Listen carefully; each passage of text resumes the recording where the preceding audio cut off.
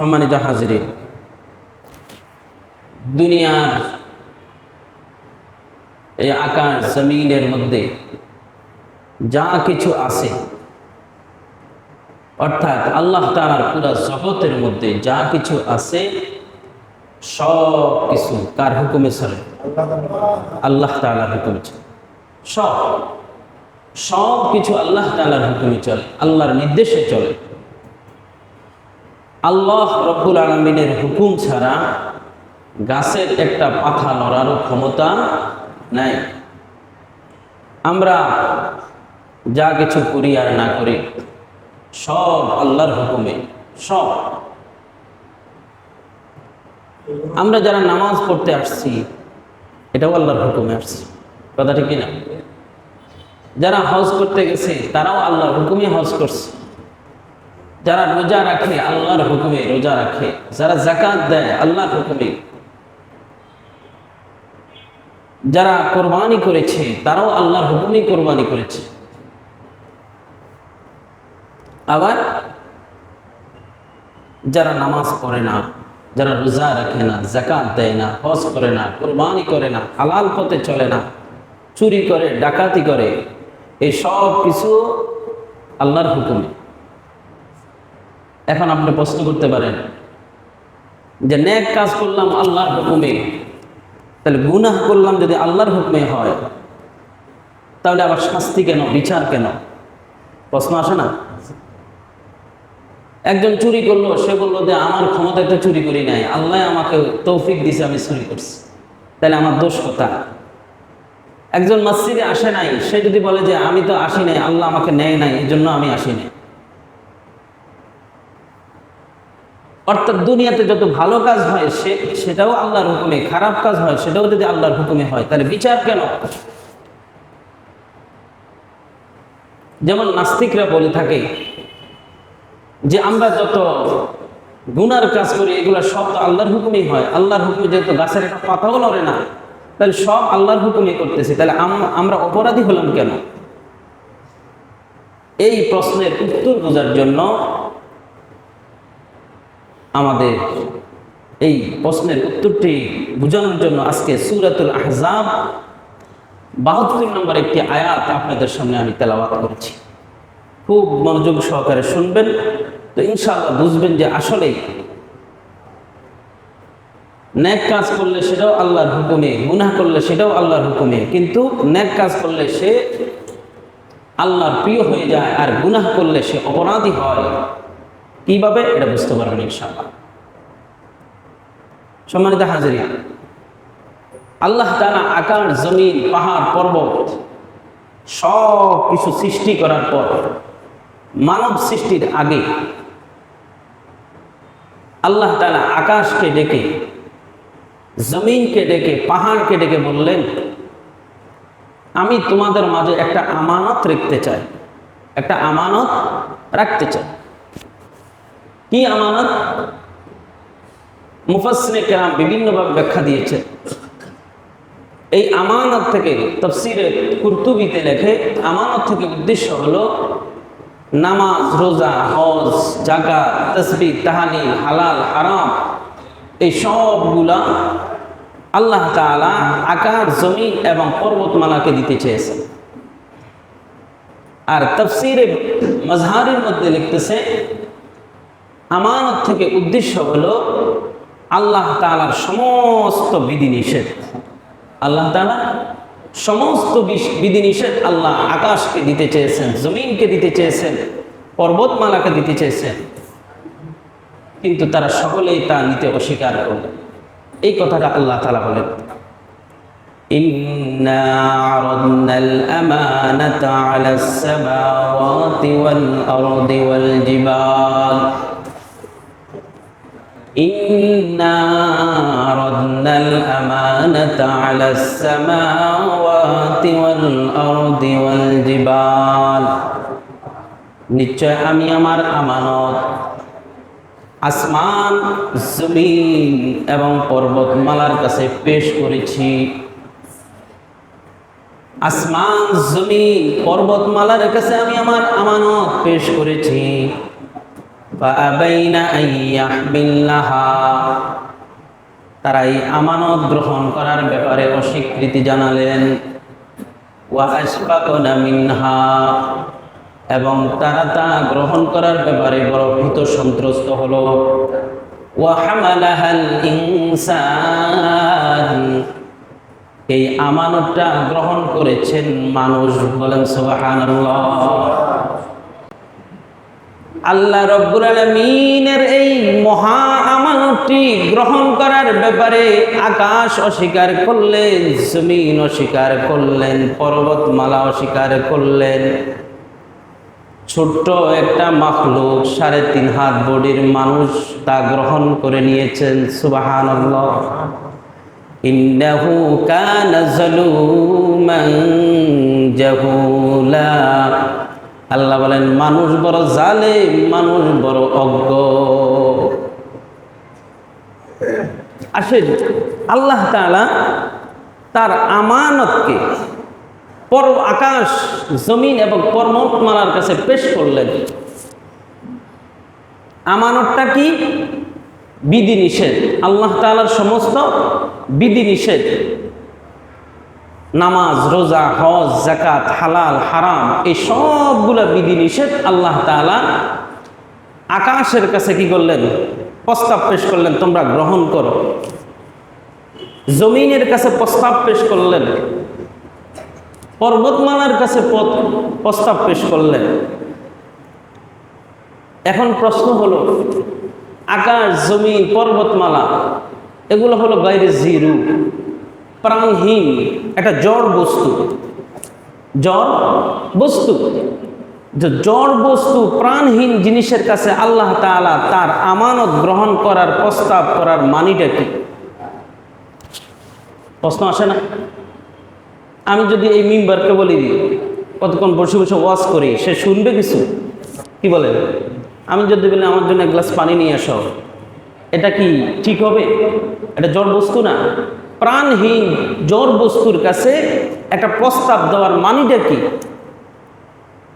মুফাসসিরিনে কেরাম বলেন যে আমরা আকাশ, জমিন এবং পর্বতমালাকে জড় বস্তু মনে করতেছি, প্রাণহীন জড় বস্তু মনে করতেছি। আসলে কিন্তু আসমান, জমিন, পর্বতমালা এগুলা জড় বস্তু নয়, প্রাণহীন নয়, এগুলোও আল্লাহ তাআলার একটা মাখলুক সৃষ্টি। সুবহানাল্লাহ। আসমান, জমিন, পর্বতমালা এদেরও প্রাণ আছে, এরাও আল্লাহ তাআলার নির্দেশেই চলে, এরাও আল্লাহ তাআলার হুকুমে।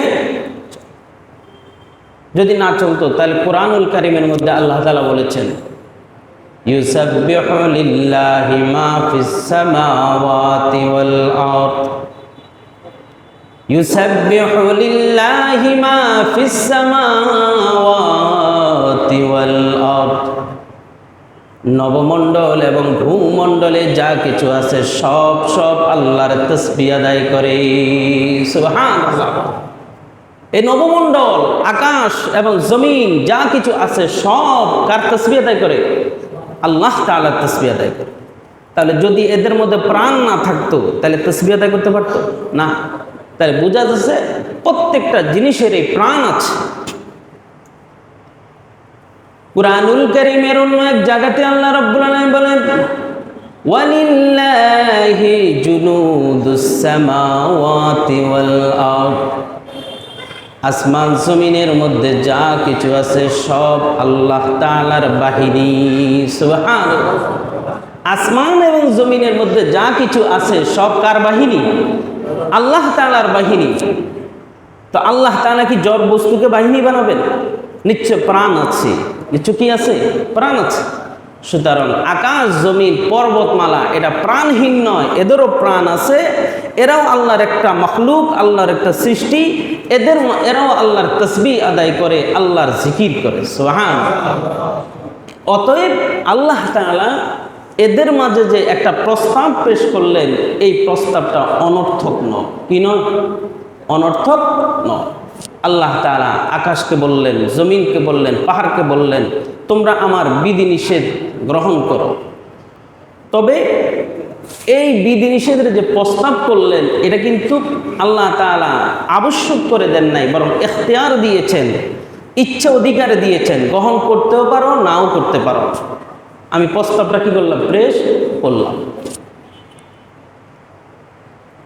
আকাশ জমিন পর্বতমালা আল্লাহকে বললেন, এই আপনার বিধি নিষেধ যদি আমরা পালন করি, এতে আমাদের ফায়দাটা কি, উপকারটা কি হবে? আল্লাহ তাআলা বলেন, যদি আমার বিধি নিষেধ পালন করো তাহলে আমি আল্লাহ তোমাদের উপর সন্তুষ্ট হয়ে যাব। সুবহানাল্লাহ। আর যদি এবং সন্তুষ্ট হওয়ার বিনিময়ে আমি মহা পুরস্কার তোমাদের জন্য রেখে দিয়েছি। সুবহানাল্লাহ। তারা আবার প্রশ্ন করলেন যে আমরা যদি আপনার বিধিনিষেধ যদি পালন না করি তাহলে কি হবে? তখন আল্লাহ তাআলা বললেন, যদি আমার বিধান যদি তোমরা না মানো তাহলে তোমাদের উপরে আমার ক্রোধ রাগান্বিত হব, ফলে তোমাদের জন্য রয়েছে মহা তিরস্কার, বড় শাস্তি। আল্লাহর বিধান মানলে পুরস্কার, আর না মানলে তিরস্কার। পুরস্কারটাও যেমন মহান, আবার আল্লাহর তিরস্কারটাও, শাস্তিটাও কিন্তু অনেক মহান। এটা সাধারণ কোনো না। আকাশ জমিন পর্বতমালা ভয় পেয়ে গেলেন যে মানলে তো ভালো, কিন্তু যদি না মানতে পারি তাহলে তো বড় বিপদ। সুতরাং আমাদের পুরস্কারেরও দরকার নাই, তিরস্কারেরও কি নেই, প্রয়োজন নাই। যেমনি আছি এমনি থাকি। আমাদের জান্নাতেরও প্রয়োজন নাই, জাহান্নামেরও প্রয়োজন নাই। আমরা যতদিন আল্লাহ আমাদের অস্তিত্ব রাখবে ততদিন আমরা আল্লাহর তাসবিহ আদায় করে যাব। সুবহানাল্লাহ। তাহলে বিধি নিষেধের, বিধিবিধানের প্রস্তাবটা আকাশ জমিন এবং পর্বতমালা গ্রহণ করলেন নাকি প্রত্যাখ্যান করলেন? প্রত্যাখ্যান করলেন। এরপরে আল্লাহ তাআলা দীর্ঘকাল পরে আদম আলাইহিস সালামকে সৃষ্টি করলেন। আদম আলাইহিস সালামকে সৃষ্টি করার পরে আল্লাহ তাআলার সেই প্রস্তাব, বিধিনিষেধ গ্রহণের প্রস্তাবটা আদমের সামনেও পেশ করলেন। সুবহানাল্লাহ। আদমের সামনে যখন পেশ করলেন, আদম আলাইহিস সালাম বললেন, আল্লাহ আপনার বিধান যদি মানতে পারি তাহলে জান্নাত, আর যদি না মানতে পারি তাহলে জাহান্নাম। তবে আমার পক্ষ থেকে আপনার কাছে একটা প্রশ্ন। কে বললেন? আদম আলাইহিস সালাম বললেন। কাকে বললেন? আল্লাহ তাআলাকে বললেন। আল্লাহ বললেন, কি প্রস্তাব, কি প্রশ্ন? আদম আলাইহিস সালাম বললেন, আপনার বিধিনিষেধ মানার মতো আপনি শক্তি দিবেন কিনা। সুবহানাল্লাহ। আপনি যে আমাদেরকে নামাজ পড়ার নির্দেশ দিবেন, এটা পড়ার ক্ষমতা দিবেন কিনা, শক্তি দিবেন কিনা? রোজা রাখার নির্দেশ দিবেন, রোজা রাখার মতো ক্ষমতা দিবেন কিনা? হজ করার নির্দেশ দিবেন, হজ করার মতো ক্ষমতা দিবেন কিনা? যাকাত দেওয়ার মতো নির্দেশ করবেন, যাকাত দেওয়ার শক্তি দিবেন কিনা? কোরবানি করার নির্দেশ দিবেন, কোরবানি করার মতো শক্তি দিবেন কিনা? হালাল পথে চলার জন্য নির্দেশ দিবেন, হালাল পথে চলার মতো শক্তি দিবেন কিনা? হ্যাঁ, হারাম থেকে বাঁচার জন্য নির্দেশ করবেন, এই হারাম থেকে বাঁচার জন্য আপনি শক্তি দিবেন কিনা? এই প্রস্তাবটা করলেন কে? আদম আলাইহিস সালাম। কাকে করলেন? আল্লাহ তাআলাকে। আল্লাহ তাআলা বললেন, অবশ্যই আমি তোমাদেরকে এই আমার বিধিনিষেধ গ্রহণ করার শক্তি দিয়ে দিব, শক্তি দিয়ে দিব। তবে সাথে সাথে আরেকটা শক্তিও দিব। সাথে সাথে কি দিব? আরেকটা শক্তিও দিব। সেটা কি? যে এই বিধিনিষেধ মানার মতো যেমন শক্তি দিব, বিধিনিষেধ না মানার মতো আমি শক্তি দিয়ে দিব।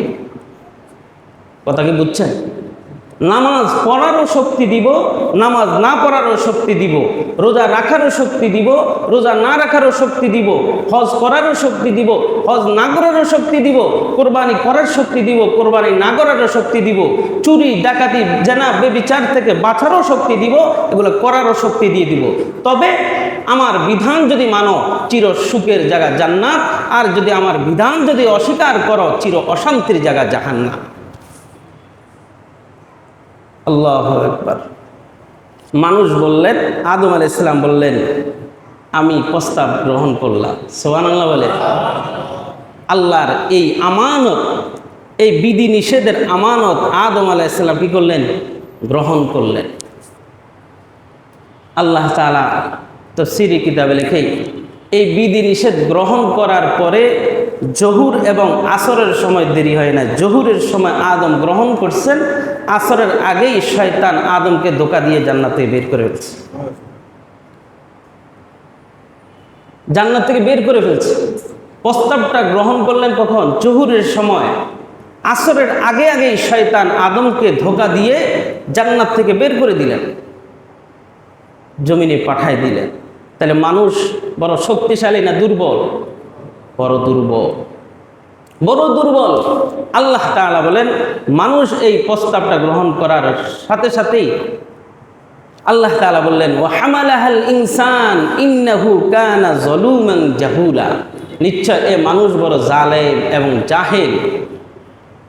এত দুর্বল একটা মাখলুক, এত মহা বিশাল একটা প্রস্তাব তারা গ্রহণ করে নিয়েছে। গ্রহণ করার পরেই এরা যে যারা অমান্য করবে, বিধানকে অমান্য করে জাহান্নামী হবে, এর জন্য তারা নিজেদের উপরে নিজে জুলুম করলো। আর জাহেল মানে অজ্ঞ, এরা আসলে এত বিশাল বড় এই বিধান আমানতটার গুরুত্ব তারা বুঝে না, এই জন্য গ্রহণ করে নিয়েছে। এই জন্য আল্লাহ তাআলা বললেন ওয়া হামালাহাল ইনসান ইন্নাহু কানা যালুমান জাহুলা, মানুষ বড় জালেম এবং মানুষ বড় অজ্ঞ। কোন কোন মুফাসসিরিন কেরাম বলেন যে এটা আসলে আল্লাহ তাআলা বড় আদর করে বলছে, মহব্বত করে বলছে, মহব্বত করে বলছে। এটা কিন্তু বকা দেয় নাই, আসলে জালেম বলে নাই, আসলে জাহেল বলে নাই, বরং মহব্বত করে বলছে। অনেক সময় বড় ছেলেকে বড় একটা বোঝা বহন করার জন্য বাবা যখন বলে, বড় ছেলে যদি গ্রহণ না করে, ছোট ছেলে দিয়ে আব্বু আমার মাথায় দেন, আমার মাথায় দেন, তখন বাবায় কিন্তু ছোট ছেলের ধমক দেয়, দেয় কি দেয় না? হ্যাঁ, দুষ্ট জানি করতে গেলে তুই পারবি নাকি এটা? এরপরে ছেলে বলে যে না দেন, আমাকে দেন, আমি পারবো। তো বাবা কি করে?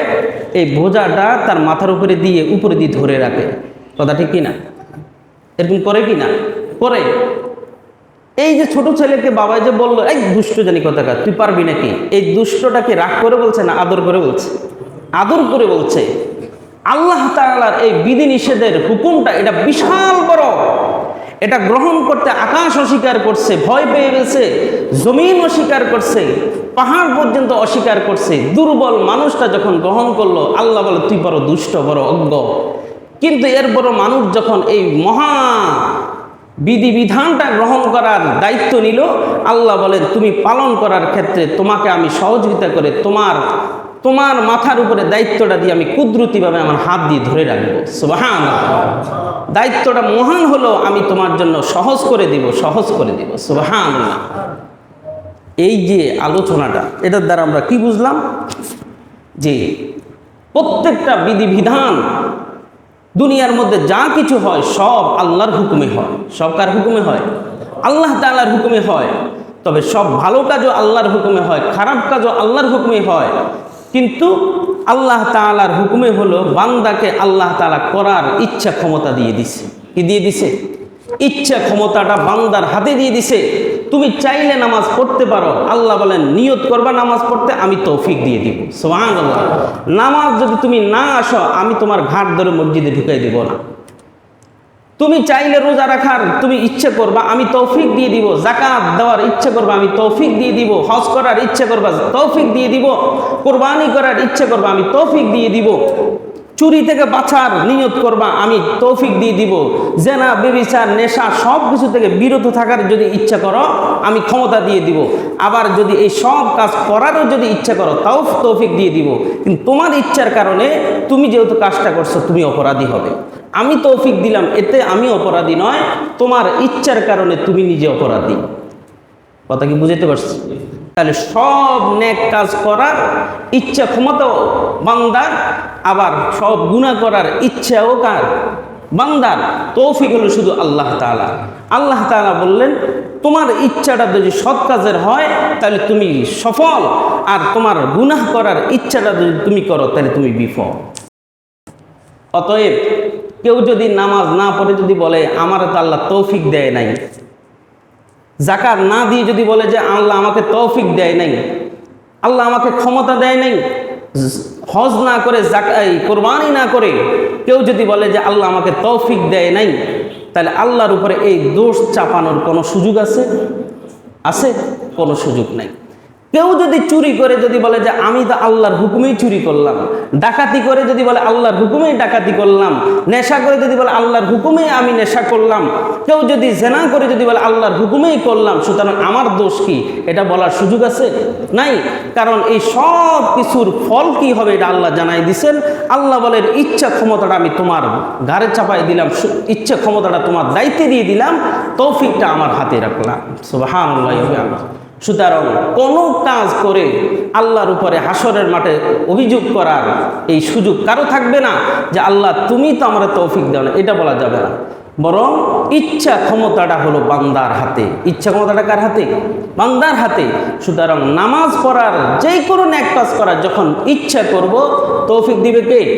আল্লাহ তাআলা। আবার গুনাহ করার যদি কেউ ইচ্ছা করে, তৌফিক আল্লাহ দিবে, কিন্তু শাস্তি পেতে হবে আল্লাহর কাছে।